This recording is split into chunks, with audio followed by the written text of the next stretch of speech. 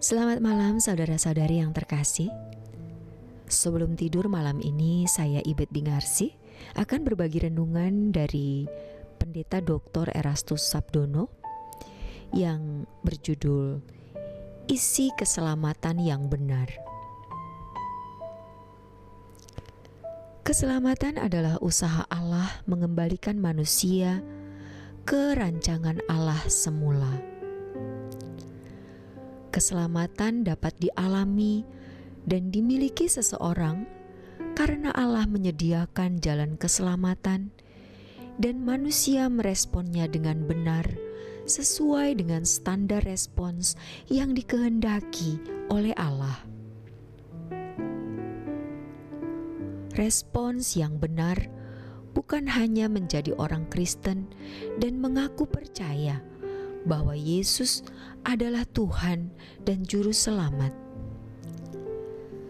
Percaya atau imannya umat pilihan harus mengacu pada iman Abraham sebagai bapa orang percaya.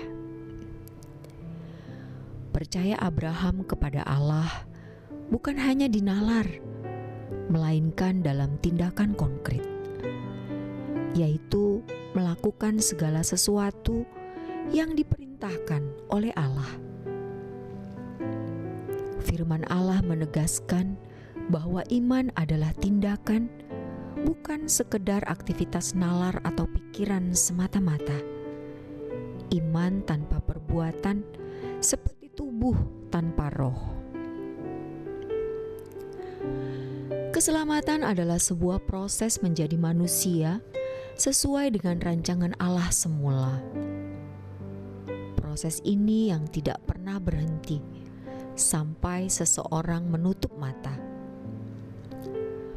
Rancangan Allah semula adalah menjadikan manusia sesuai dengan gambar dan rupa Allah. Adam di Eden gagal mencapai target ini, sehingga semua manusia telah kehilangan kemuliaan Allah. Roma 3 ayat 23. Manusia gagal menjadi manusia seperti yang dikehendaki oleh Allah, sehingga tidak bisa bersekutu dengan Allah secara ideal. Manusia harus dibuang dari hadirat Allah dan terancam kematian kekal, yaitu terpisah dari hadapan Allah selamanya, masuk ke dalam api kekal.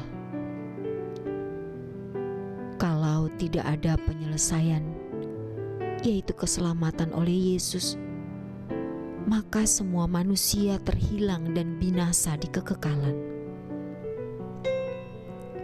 Manusia pertama yang mencapai standar manusia sesuai dengan gambar dan rupa Allah adalah Yesus.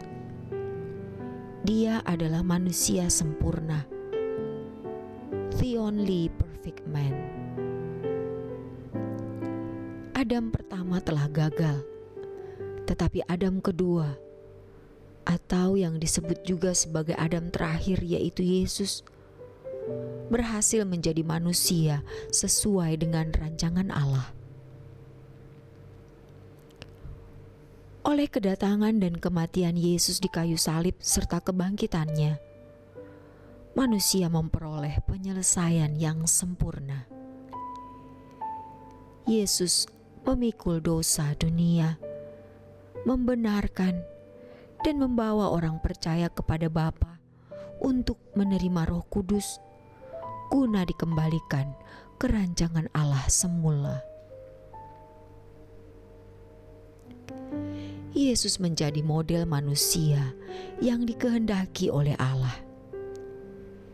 Ini berarti keselamatan adalah usaha Allah yang direspons dengan benar oleh manusia, sehingga manusia dapat menjadi seperti Yesus. Sebenarnya, menjadi seperti Yesus adalah sesuatu yang mustahil dicapai. Tetapi Allah menuntun orang percaya di dalam atau melalui Roh Kudus sehingga dapat mencapainya. Matius 19 ayat 26. Kalau seseorang berpandangan bahwa Allah secara sepihak menentukan keselamatan seseorang di luar kesadaran orang tersebut, hal itu akan mengarahkan pengertian keselamatan hanya berorientasi pada terhindar dari neraka dan diperkenankan masuk surga. Ini sebuah pengertian yang kurang tepat. Namun faktanya, demikianlah definisi keselamatan yang dimiliki banyak orang Kristen hari ini. Hal ini mencenderungkan orang-orang Kristen tidak menyadari tuntutan keselamatan yang dikehendaki oleh Allah, bahwa kita harus dikembalikan ke rancangan Allah semula, yaitu sempurna seperti Bapa atau serupa dengan Yesus. Ketidaktepatan pengertian tersebut mengunci pikiran orang Kristen, sehingga membangun asumsi bahwa tidak perlu ada perjuangan dalam keselamatan. Kalau Allah secara sepihak menentukan keselamatan seseorang, berarti manusia tidak perlu memiliki respons secara memadai terhadap keselamatan yang Allah sediakan. Manusia hanya menerima saja takdir dirinya yang ditentukan secara sepihak oleh Allah berdasarkan kedaulatannya yang mutlak. Dengan demikian, sulit menempatkan tanggung jawab manusia secara proporsional. Mereka lebih cenderung hanya mensyukuri keselamatan cuma-cuma dan otomatis yang mereka terima daripada berjuang untuk mencapai maksud tujuan keselamatan itu diadakan, yaitu dikembalikan ke rancangan Allah yang semula. Kekristenan seperti ini menjenuhkan. Akibatnya ditinggalkan oleh masyarakat Kristen, seperti yang nyata telah terjadi dalam kehidupan masyarakat Eropa. Kalau seseorang berpandangan bahwa Allah secara sepihak menentukan keselamatan seseorang di luar kesadaran orang tersebut, maka bisa menciptakan suasana hidup orang Kristen yang hanya menunggu kematian, yang sesudahnya diyakini pasti masuk surga. Hidup kekristenan seperti ini tidak akan diisi dengan perjuangan mengerjakan keselamatan dengan takut dan gentar.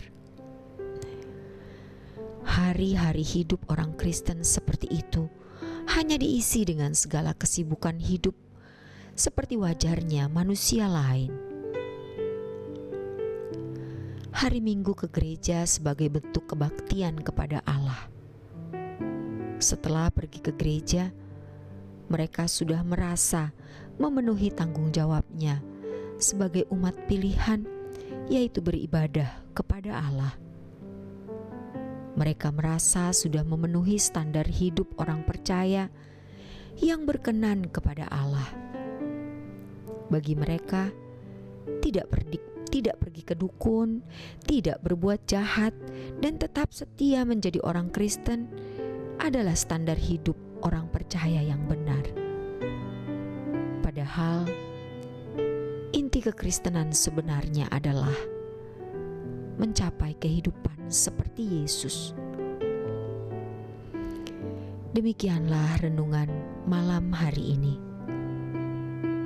Kiranya renungan ini memberi pencerahan bagi kita semua. Selamat beristirahat dalam berkat Tuhan.